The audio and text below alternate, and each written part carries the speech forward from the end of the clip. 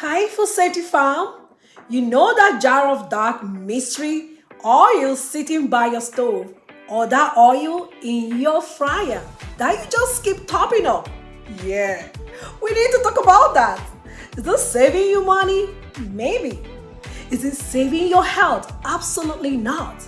Today, we are uncovering the science behind reused frying oil, the real risk, and how to fry safely without turning your kitchen into a health hazard. Our kitchen is to give us life, not to harm us. Let's dive into it.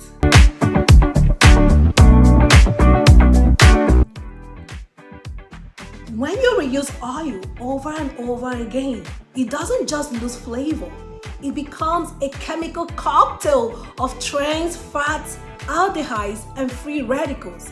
These nasties are scientifically proven to raise your risk of heart disease, inflammation, and even cancer. With the high rate of cancer going on everywhere in the world now, we have to really be careful of what we put in our body.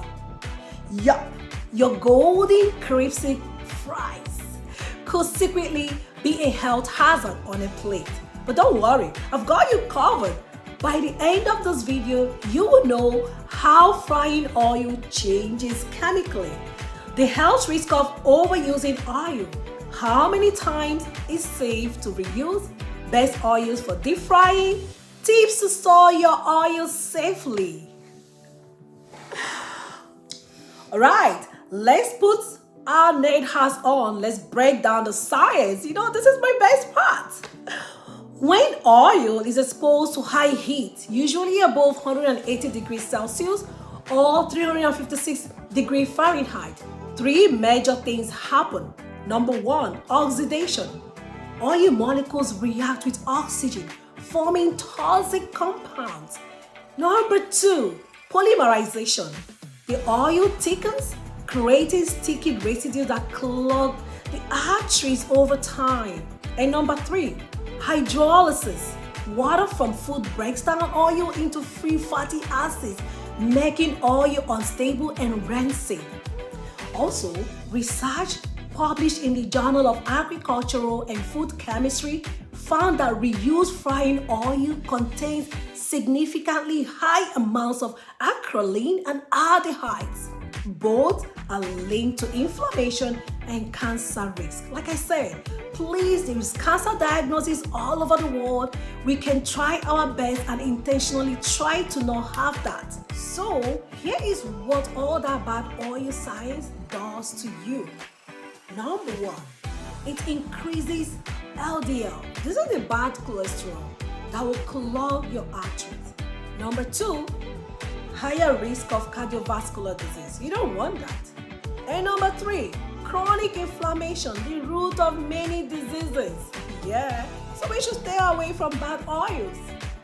And number four, potential cancer risk due to aldehyde exposure.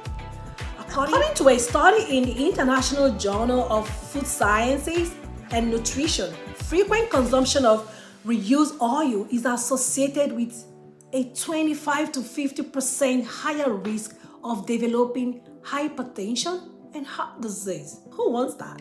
Please, if it looks like a used car engine fluid, your arteries might too. Throw it away. Toss it away. Oh my God. If you notice any of these signs, it's time to say goodbye to that oil.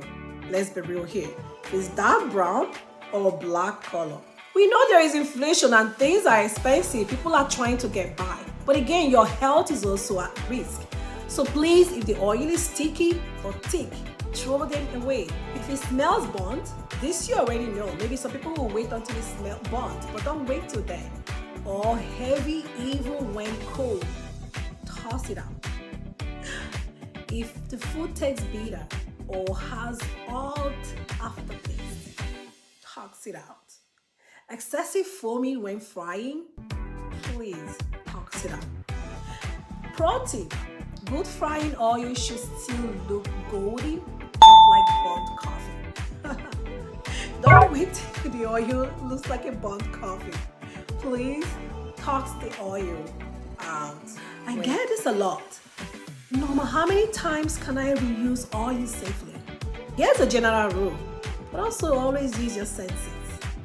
Deep frying battered or breaded foods, one time use or maximum twice.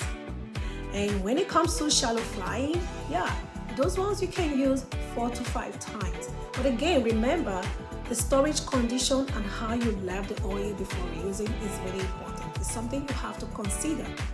Always strain the oil after each use with a fine mesh or cheesecloth to remove leftover particles because they accelerate degradation, and that is another problem. Remember, reused oil is like reheated coffee. Sure, it works, but it's never as good as save the second time. Please pay attention to this. And not all oils are created equal. For deep frying, you want oils with high smoke points and low polyunsaturated fat content because they oxidize less. Number 1 on my list is the animal fats. The lard, the tallow, the dog fat are known for their ability to withstand high temperatures without breaking down, making them ideal for deep frying and roasting. I know growing up, my mom used a lot of lard to fry. So it's really important to understand, why we are using these oils, and the smoking point has to be really high. Number 2 is a peanut oil. It has 450 degree Fahrenheit smoke point. It has a mild flavor and it's stable. And number 3 is a safflower oil. It's refined and it has a smoke point of 440 degree Fahrenheit and it has a neutral taste, which is good. And we have the avocado oil, which smoke point is 520 degree Fahrenheit, but very healthy. This is more expensive, but again, remember, your health is more important.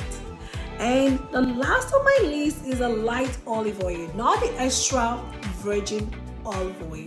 The light olive oil, the smoke point is 465 Fahrenheit. It is good for pan frying. Also avoid low smoke point oils like unrefined coconut oil or flaxseed oils for deep frying.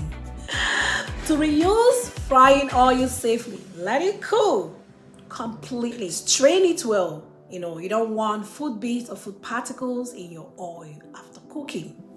Store it in an airtight container in a cool, dark place. Label it, date, and number of uses is really important. I label everything at home, so you have to label it so you know how many times you've used it, and smell and check before reusing. Trust your senses. We scientists, we use our senses a lot, so use your senses. Do a sensory test at home. It's really important. So there you have it. Reusing oil has its limits, and knowing when to stop can protect your heart, your gut, and your taste buds. Remember, use high smoke point oils and always watch out for signs of degradation. If you found this video helpful, don't forget to like, subscribe, and share with someone who loves fried food a lot or a little too much. And tell me in the comments, what's your favorite thing to fry or to deep fry? Until next time, stay safe, stay smart, and keep your kitchen a food safe zone.